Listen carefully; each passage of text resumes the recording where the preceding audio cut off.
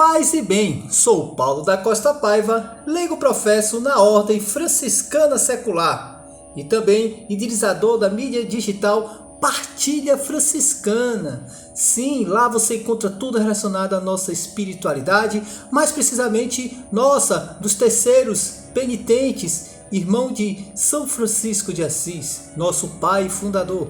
Lá você encontra história de santo, encontra vídeo, encontra textos, curiosidade e muito mais. É fácil você nos encontrar, basta botar no Google Partilha Franciscana. Temos o nosso blog, temos nosso canal no YouTube, também estamos presentes no Instagram e no Facebook. E aproveitando, faço um convite a vocês a conhecer as nossas fraternidades espalhadas pelo esse mundo afora. Com certeza, na sua cidade ou próxima à sua cidade, há uma OFS, a Ordem dos Franciscanos Secular. Vá, você será muito bem acolhido e venha vivenciar essa espiritualidade, sendo o Evangelho vivo, anunciando Cristo à maneira de Francisco de Assis, na humildade, na simplicidade, mas com muita alegria. Agora vamos dar continuidade, mais precisamente a conclusão daqueles vídeos que falei sobre o primeiro século do franciscanismo, todo aquele conflito dentro da primeira ordem, a ordem dos frades menores, que com decorrer, aliás, ali já próximo do fim de vida de São Francisco, já existia esse conflito entre aqueles que queriam viver de uma forma mais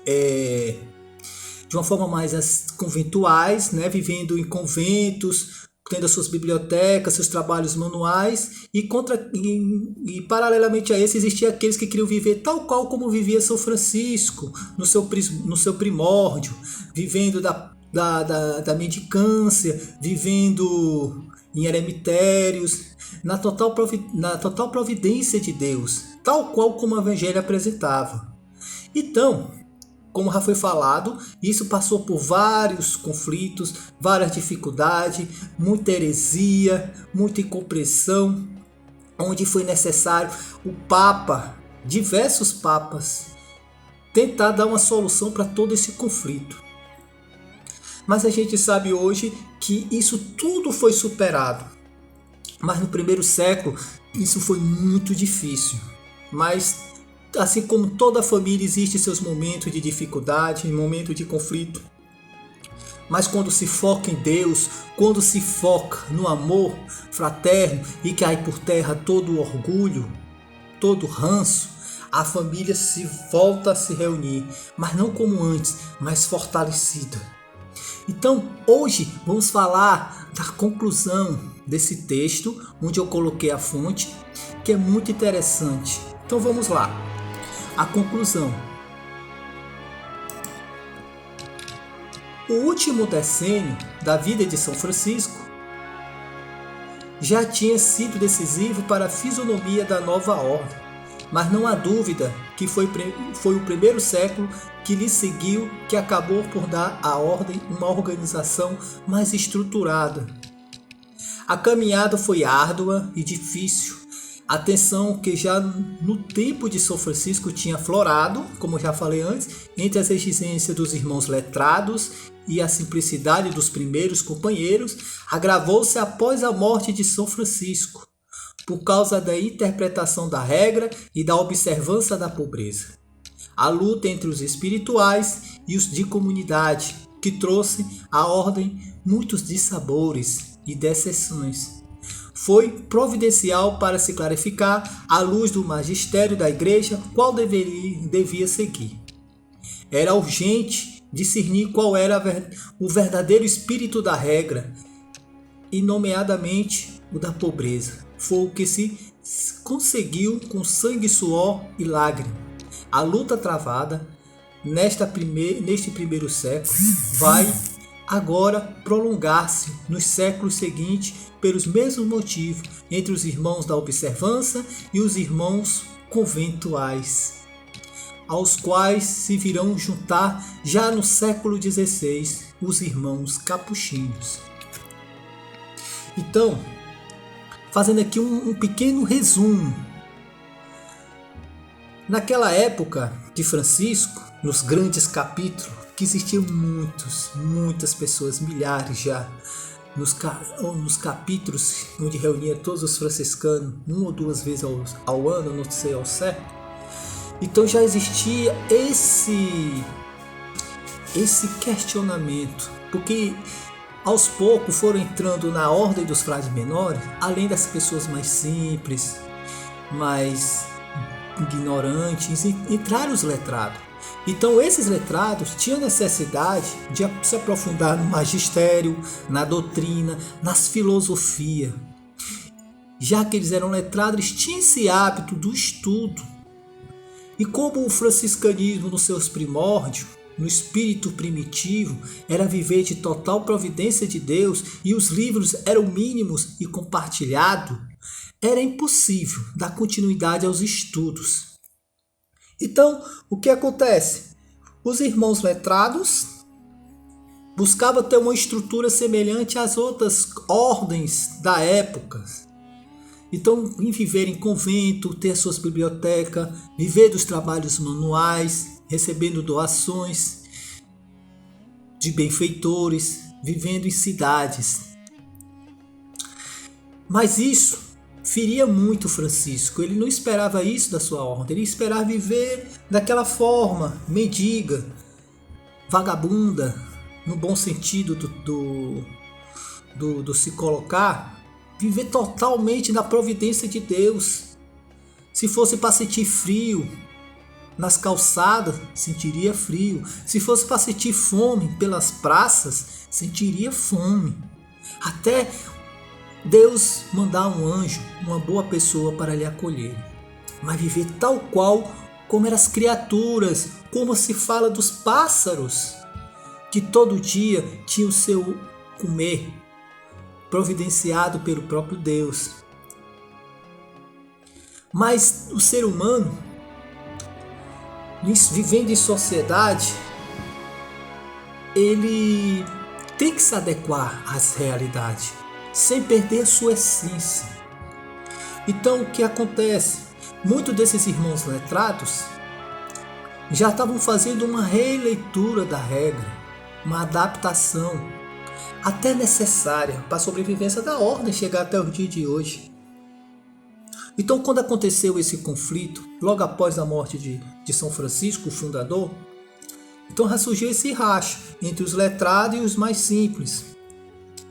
E os mais letrados buscaram viver em conventos, né? Levantavam seus conventos na cidade, tinham um trabalho juntos com as igrejas locais, trabalhos de evangelização, enquanto muitos dos espirituais iam viver em eremitérios, em pequenas comunidades.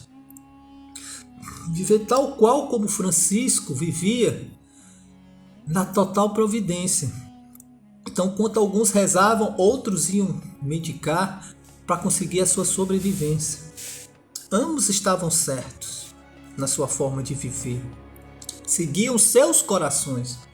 Mas o problema surgiu quando os espirituais observavam os privilégios que as comunidades estavam recebendo do próprio Papa e da Igreja. Não privilégios materiais, mas de facilitação da vivência da própria regra e daquilo saber se beneficiar. Então daí começaram a surgir os conflitos. Então alguns espirituais, a gente não pode generalizar. Existiam inúmeras comunidades espirituais em diversas localidades da Europa. Pequenas comunidades, né? E uma dessas comunidades a gente falou que seria os fraticéries, que agiam de forma violenta, né, contra a própria igreja em alguns povoados. Então isso já se tornava uma ameaça e uma contradição à própria regra, uma contradição ao próprio o fundador. Né? Como eu falo muito do filme O Nome da Rosa, que faz alguma referência ao franciscanismo nesse período, ou posterior, um pouco mais. Mas pela forma radical, fundamentalista desses pequenos grupos espirituais, surgiu uma heresia, principalmente influenciado por um teólogo da época, Joaquim de Fiore. Daí surgindo o joaquinismo. E pegando isso de uma forma mais violenta, agiam contra a própria igreja. Então surgiram dentro dos grupos espirituais alguns grupos heréticos que foram perseguidos pela Santa Inquisição.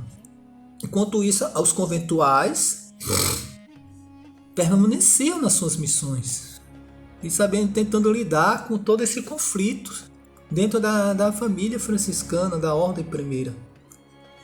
Mas com o tempo, com a presença forte, marcante, presencial do Papa, da Santa Sé, esses conflitos foram sendo saneados.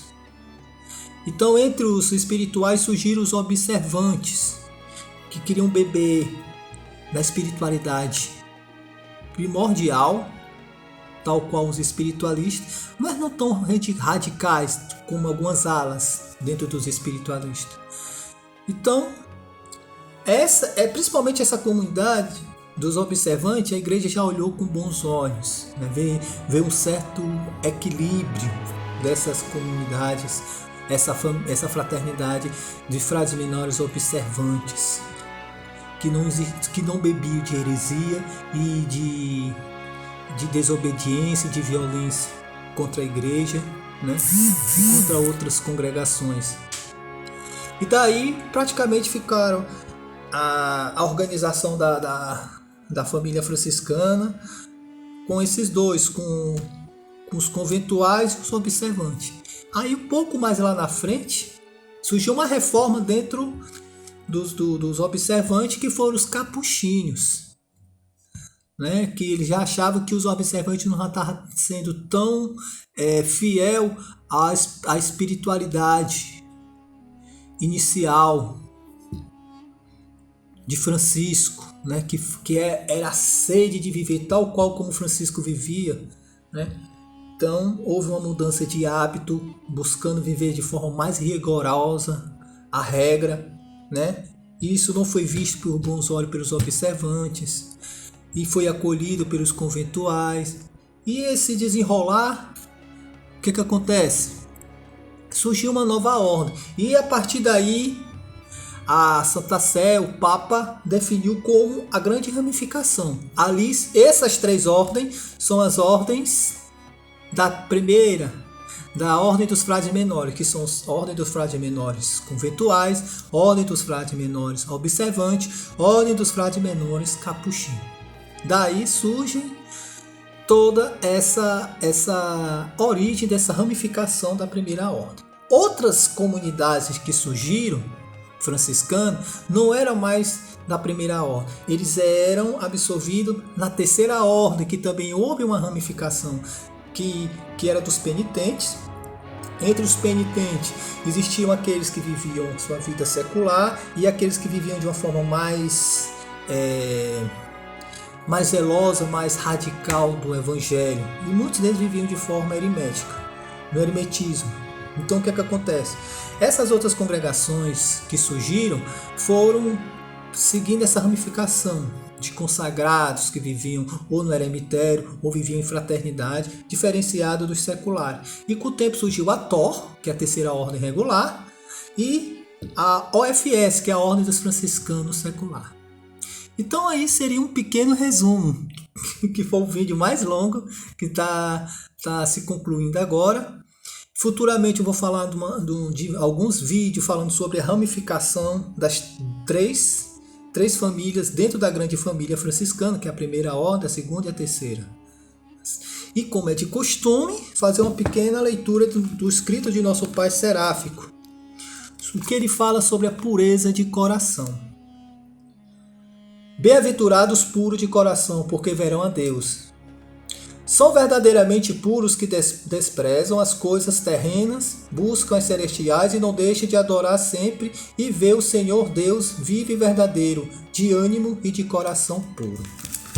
Palavra de nosso irmão Pai São Francisco de Assis. Amém? Até o nosso próximo encontro. Paz e bem.